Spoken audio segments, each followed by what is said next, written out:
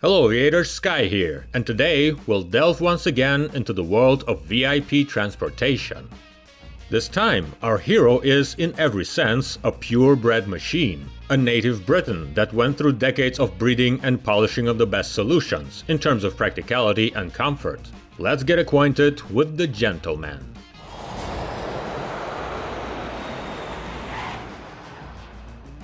The Hawker 850 XP is a modification of the Hawker 800 series of mid-range business jets, created by the American Hawker Beechcraft on the basis of the well-known British Aerospace BAe 125 business jet. But before telling the story of our today's hero, I think we should get to know his family tree, so to speak. This series of business jets originates in the distant 1960s within the walls of the British de Havilland Company. At that time, they wanted to create a completely new generation of business jets that would be superior to any competitor in the middle class, especially the turboprop aircraft that were very popular at that time, such as Gulfstream I. And they succeeded in this endeavor. The DH-125 Jet Dragon was one fine airplane and was being successfully delivered to customers since 1964. The reorganization process of the British aircraft industry of that time affected this jet as well.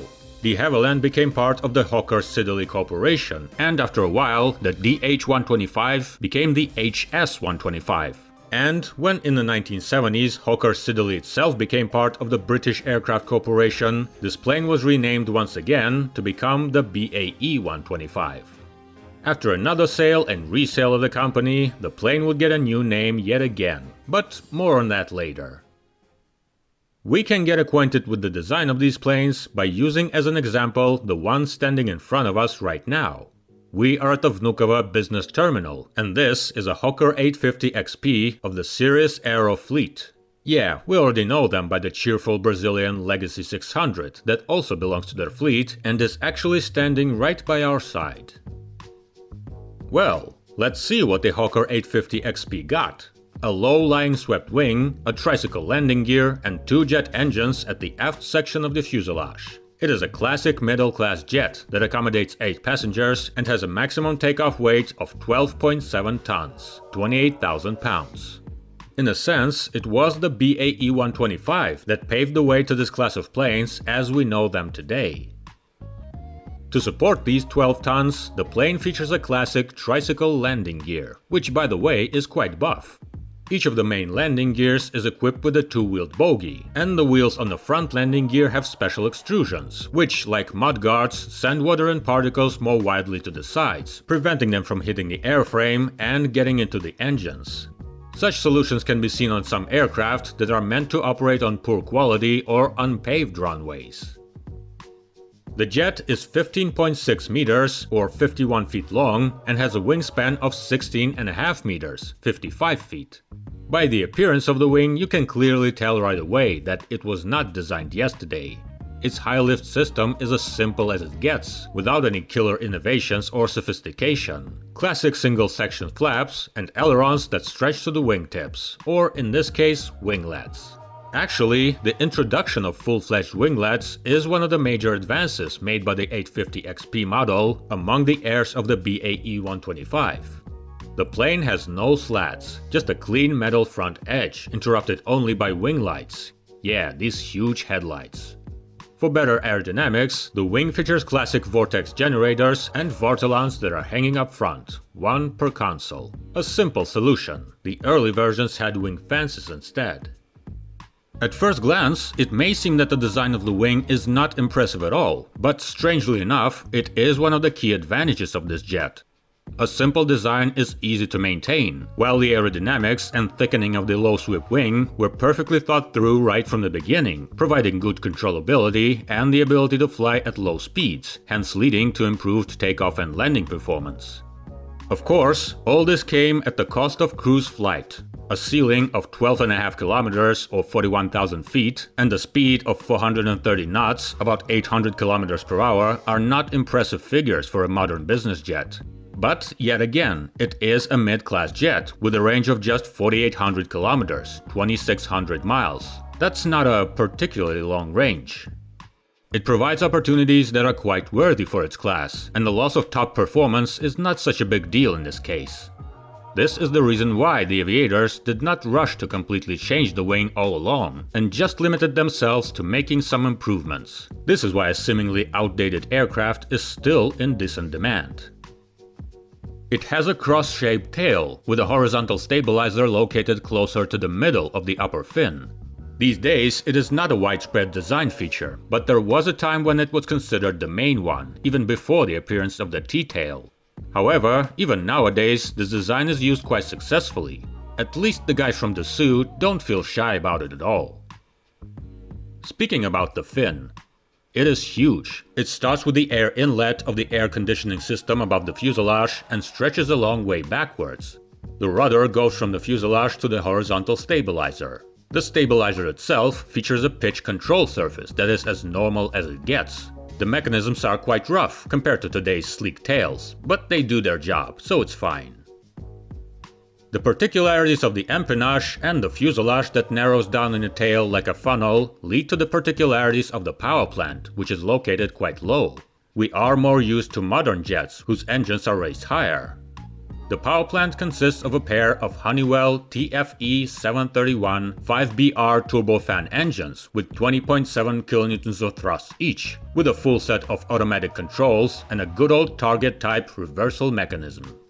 Being a long-established, reliable, and efficient piece of machinery, this engine is one of the most popular in the industry. You can find it all over the place, on Dessous, Hawkers, Learjets, Gulfstreams.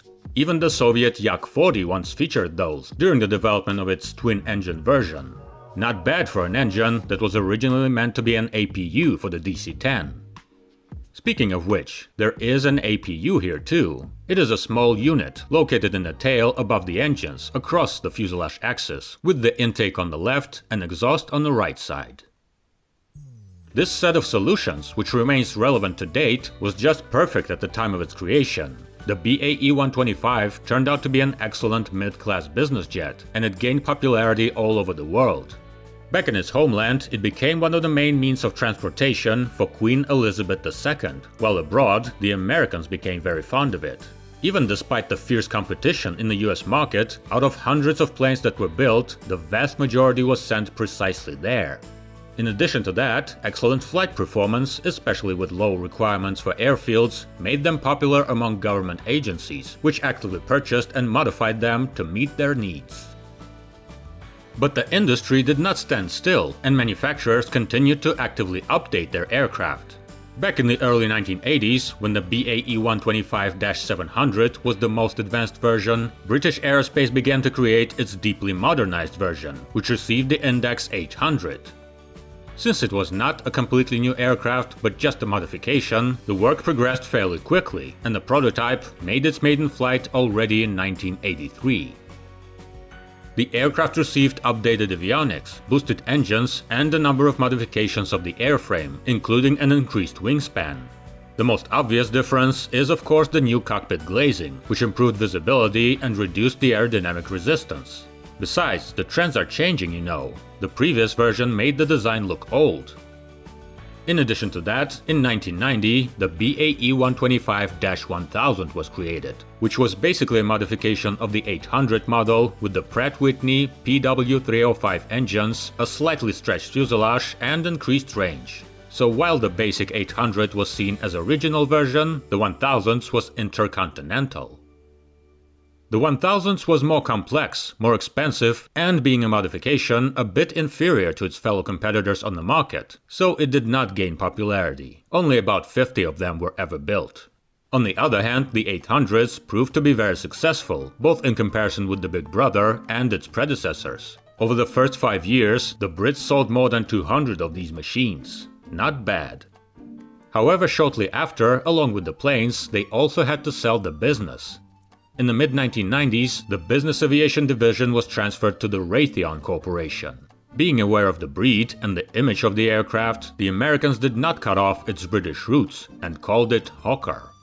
Together with the name came the modifications. This is how the improved Hawker 800 XP was born.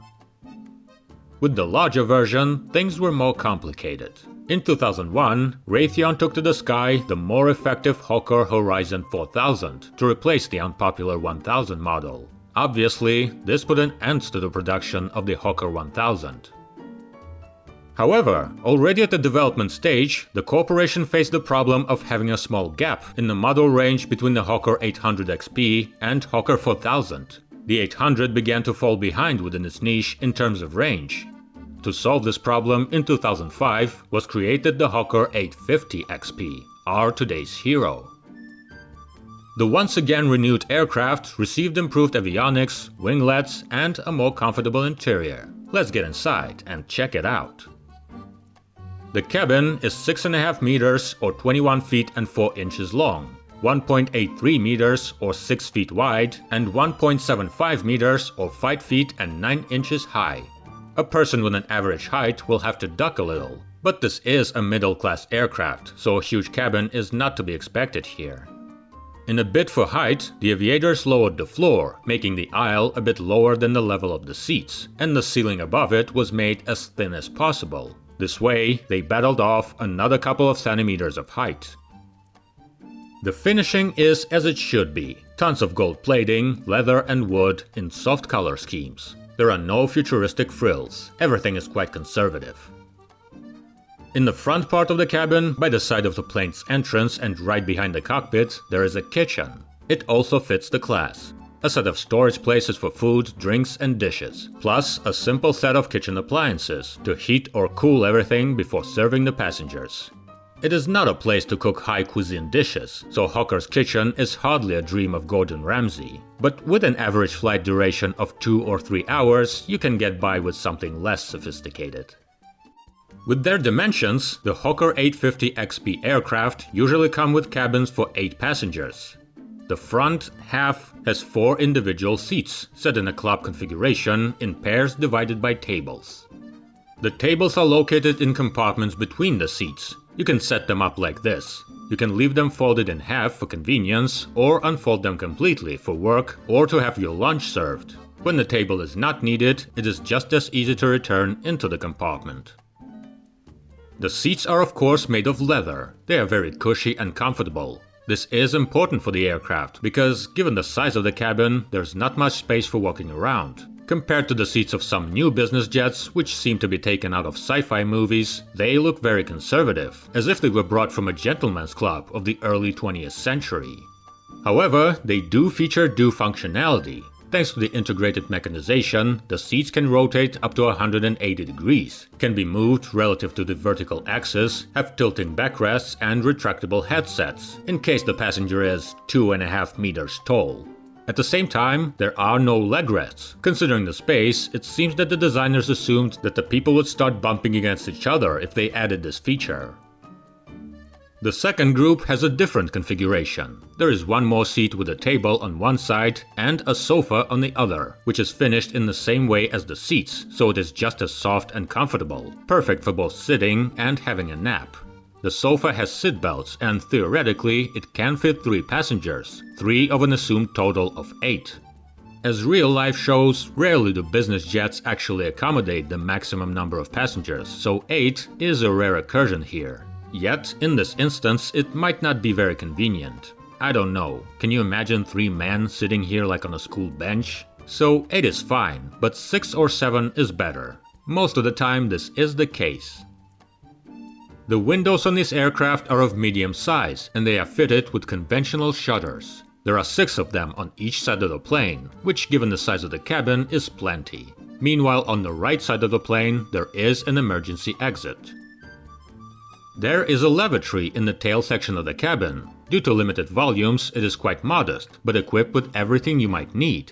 A lot of small drawers, a sink, a flush toilet, and a large mirror with backlight right in front. Everything is finished and equipped at a decent level, and the toilet is separated from the cabin by a normal door. There is no need for voodoo dances, like in some smaller planes. Corporate adventures were not over for Hawkers. In 2007, Raytheon sold its business division to an investment consortium, resulting in the emergence of an independent Hawker Beechcraft. In the new reality, the planes also got revamped. The Hawker 4000 was completely new, so it was left untouched.